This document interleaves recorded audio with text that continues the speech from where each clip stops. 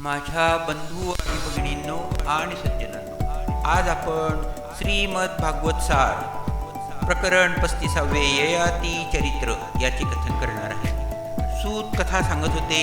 शुकदेव गंगातीरी परीक्षित राजाला म्हणाले, राजा, पुररव्याचा एक पुत्र आयु नावाचा होता. त्याचे पुत्र नहुष, क्षत्रबुद्ध, रजी, रंभ व अनेना असे होते. त्यानंतर शुकदेवांनी परीक्षिताला नहुषाविषयी जे 4 पुत्र होते त्याचे वंशज कोण झाले ते सांगितले व म्हणाले, राजा, त्या नहुषाचे 6 पुत्र होते. यती, ययाती, संयती, आयती, वियती व कृत असे ते पुत्र होते. नहुष इंद्रपदावर आरूढ झाला होता, पण इंद्रपत्नी शची हिची अभिलाषा धरल्यामुळे ब्राह्मणांनी त्याला पदच्युत केले व त्याला अजगराच्या जन्माला घातले.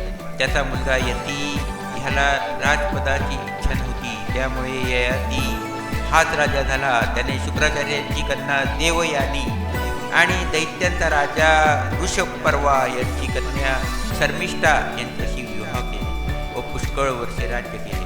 त्याचे असे झाले. शुकदेव पूर्ण गोष्ट सांगू लागले. ऋषपर्वाची एक मोठी गर्विष्ठ कन्या होती. तिचे नाव शर्मिष्ठा. ती तिच्या सख्यांसह उद्यानात फिरत होती. शुक्राचार्य हे दैत्यांचे गुरु. त्यांची कन्या देवयानी ही सुद्धा त्यांच्याबरोबर होती.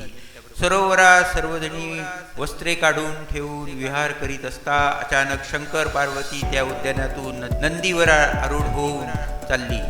त्यांना पाहता सर्वजणी भराभर आपापली वस्त्रे नेसल्या. शर्मिष्ठेने घाईने चुकून देवयानीचे वस्त्र घेतले व ती बाहेर आली. ते पाहून देवयानीने आपले वस्त्र हिसकावून घेण्याचा प्रयत्न केला. तोपर्यंत शंकर पार्वती दूर निघून गेली होती. देवयानीने शर्मिष्ठेचा अपमान केला. तेव्हा तिनेही देवयानीचा अपमान केला व देवयानीचे वस्त्र फोडून घेऊन तिला विहिरीत ढकलले आणि सगळ्या जणी तिला टाकून निघून गेल्या. जरी विहीर खोल नव्हती तरी देवयानीला मदतीशिवाय बाहेर येता येईना. योगायोगाने त्यावेळी ययाती राजा तिथे आला व जल प्राशन करण्यासाठी विहिरीजवळ गेला. पाहतो तो आत एक सुंदर तेजस्वी युवती अडकलेली. तिच्या अंगावर वस्त्रही नाही.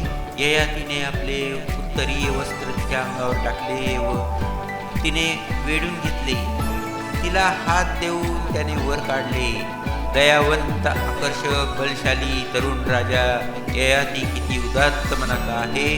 देवयानीने राजाचा हात हाती धरून वर येता येता म्हटले, राजा धीराज, मला संकटातून सोडविलेले हा हात हाती धरलाय तो आता दुसऱ्या कोणाच्याही हाती मी कसा देऊ? मी ब्राह्मण व आपण क्षत्रिय हा भेद मानू नका. कचाने शाप दिल्यामुळेच माझा विवाह ब्राह्मणांशी होणार नाही, तेव्हा हात आपल्याच हाती चिरकाल ठेवाल ना? माझा स्वीकार कराल ना? ययातीच्या देवयानीची विनंती मान्य करावीशी वाटली व तो होकार देऊन निघून गेला. देवयानीने राजाचे उत्तरीय वस्त्र दिले.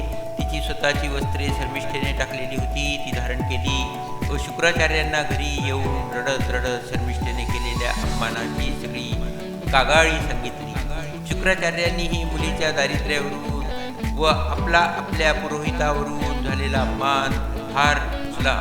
ते ऋषपर्व्याची नगरी सोडून मुलीला घेऊन निघून चालले. ऋषपर्वा त्याच्या मागे धावला.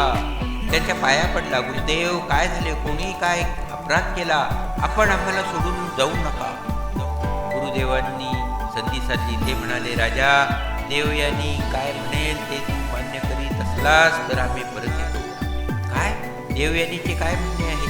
ऋषपर्व्याने विचारले. देवयानीने शर्मिष्ठेची आगळीक सांगितली आणि म्हणाली, बाबा, जर मी म्हणते तसे होणार असेल तरच परत जायचे नाही तर आपण कुठेही जाऊ नका, पण इथे नको. शर्मिष्ठा व तिच्या सख्या ज्या मला विहिरीत सोडून सर्वच दासी झाल्या पाहिजे. मी लग्न होऊन सासरी गेले की ती शर्मिष्ठा माझी दासी म्हणून राहिली पाहिजे. शर्मिष्ठेने आपल्या वंशासाठी, बापासाठी, सर्वांसाठी ही अट मान्य केली. पुढे ययातीशी देवयानीचा विवाह झाला. शर्मिष्ठा तिच्या सख्यांसह दासी म्हणून राहिली. पण परीक्षिता, शर्मिष्ठेचेही मन गेलेले होते. मनोमन ती ययातीवर प्रेम करीत होती. देवयानी प्रस्तुत झालेली असताना शर्मिष्ठेने राजाची सेवा करून त्याचे मन आपल्याकडे वळवून घेतले. ययातीला ही क्षत्रिय कन्या शर्मिष्ठेचे मन ओढता आले नाही. त्याने तिच्याशीही गुप्तपणे पत्नी म्हणून स्वीकार केला आणि एकीकडे देवयानीचा संसार चालला होता. तिला यदू व दुर्वसू असे 2 मुलगे झाले, तर तिकडे शर्मिष्ठेला ऋजू, अनु व पुरू असे 3 मुले झाले. दासी शर्मिष्ठेने आपल्या पतीशी संबंध ठेवला ही गोष्ट देवयानीला समजली तेव्हा तिचा रागाने धक्का उडाला. ती संतापाने शुक्राचार्यांच्या घरी आली. शुक्राचार्य ही संतापले. ययाती मात्र देवयानीची समजूत काढण्यासाठी तिच्या मागोमाग आला. वासनेचा दास ययाती क्रुद्धू देवयानी जवळ अनुनय प्रणयाची भाषा बोलू लागला. तेव्हा शुक्राचार्यानेही त्याला शाप दिला. अरे लंपटा, कोटारड्या, कपटी, अधमा, स्त्री भोगलोलुपा, तू वृद्ध जरा जर्जर होशील. पण गुरुदेव, तुमची कन्या देवयानीच्या सुखामुळे त्यामुळे व्यस्त येईल. आपण असा भलता शाप काय देता? घाबरलेल्या ययातीने युक्तिवाद केला. तो पुत्र आनंदाने त्याचे तारुण्य तुला देईल व तुझे म्हातारपण घेईल. त्याला ते दे व त्याचे तारुण्य घे. शुक्राचार्यांनी उशाप दिला. ययाती एकटाच परत गेला. तो मार्गातच वृद्ध झाला.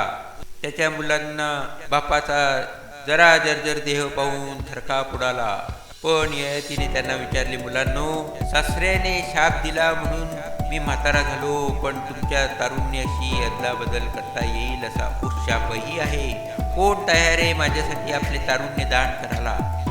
अनु, तुर्वसू, यदू, द्रव्यू व पुरू सर्वांकडे राजा पाहत होता. पुरू सोडून सर्वांनी काढता पाय घेतला.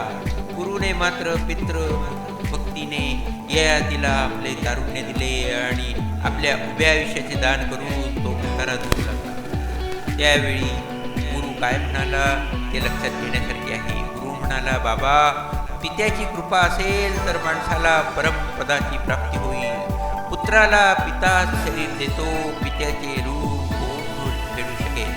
पित्याच्या मनातील गोष्ट ओळखून जो करतो तो पुत्र उत्तमच म्हटला पाहिजे. पित्याने सांगितलेले काम आज्ञापालन करणारा पुत्र मध्यम समजला पाहिजे व पित्याची आज्ञा अश्रद्धेने कशी तरी पाळणारा व पुत्र अधम होय. पण करणारा पुत्र मध्यम समजला पाहिजे व पित्याची आज्ञा ऐकतच नाही त्या पुत्राला पुत्र तरी कसे म्हणावे?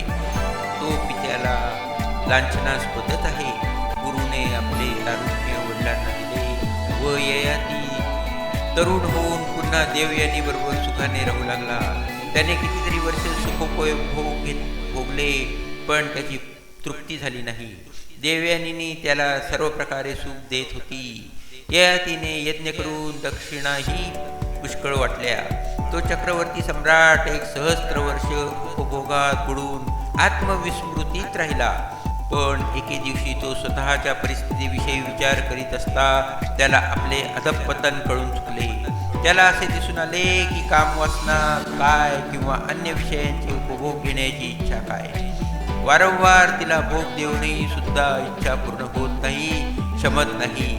देवयानीला त्याने आपले पूर्ण विरक्तीचे विचार सांगितले.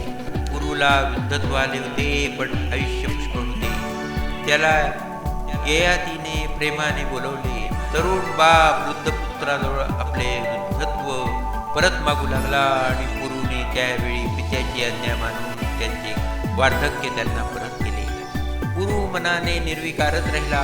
एकीकडे भोगांना विटून उत्पन्न झालेले वैराग्य होते व दुसरीकडे स्थिर बुद्धी व कर्तव्य होते. ययातीने आपल्या मुलांना निरनिराळ्या दिशांनी राज्य दिली.